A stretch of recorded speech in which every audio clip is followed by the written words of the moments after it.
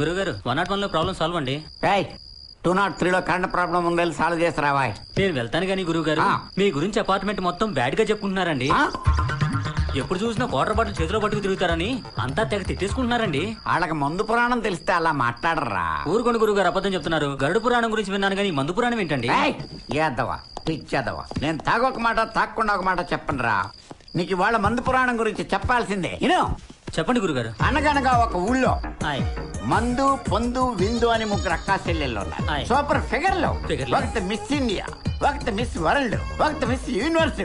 అన్ని కిరీటాలే. అయితే ఈ ముగ్గురికి ఒకనాడు మన ముగ్గురులో ఎవరు గ్రేటు అని పోటీ వచ్చింది. అప్పుడు నాలాంటి పెద్ద మనిషి ఒకడు రోడ్డు మీద వెళ్తున్నాడు. ఏమండి పెద్ద మనిషి గారు, పెద్ద మనిషి గారు అని పిలిచారు. ఆడొచ్చాడు. ఏమండి నా పేరు పొందు, దీని పేరు విందు, దీని పేరు మందు, మా ముగ్గురులో ఎవరు గ్రేట్ చెప్పండి అన్నారు. అప్పుడు ఆయన ఏం చెప్పాడో తెలుసా?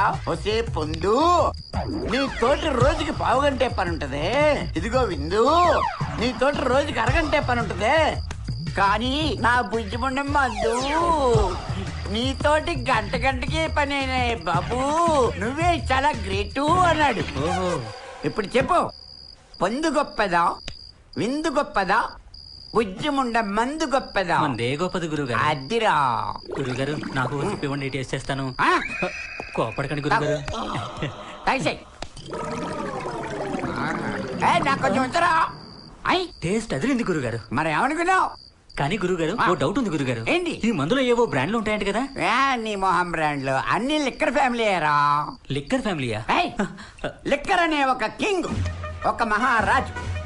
బ్రాందీ, విస్కీ, జిన్ను, రమ్ము అనేవాళ్ళు నలుగురు ఆయన కొడుకులు. కొడుకులా? మరి బీరో? కూతుర్రా. కూతురా? వాళ్ళింటి ఆడపడుతురా. ఆడపడుచు? వాళ్ళ సెల్లిరా. అవునా? ఆడపిల్లరా, అందుకే చల్లగా ఉంటదిరా. బాయ్స్ అందరూ అందుకే దాన్ని వాడతారు. అయితే నేను బాయ్నే కదండి. నేను నాకు ఒకటి ఇచ్చి నేను వాడిన తర్వాత నువ్వు వాడు.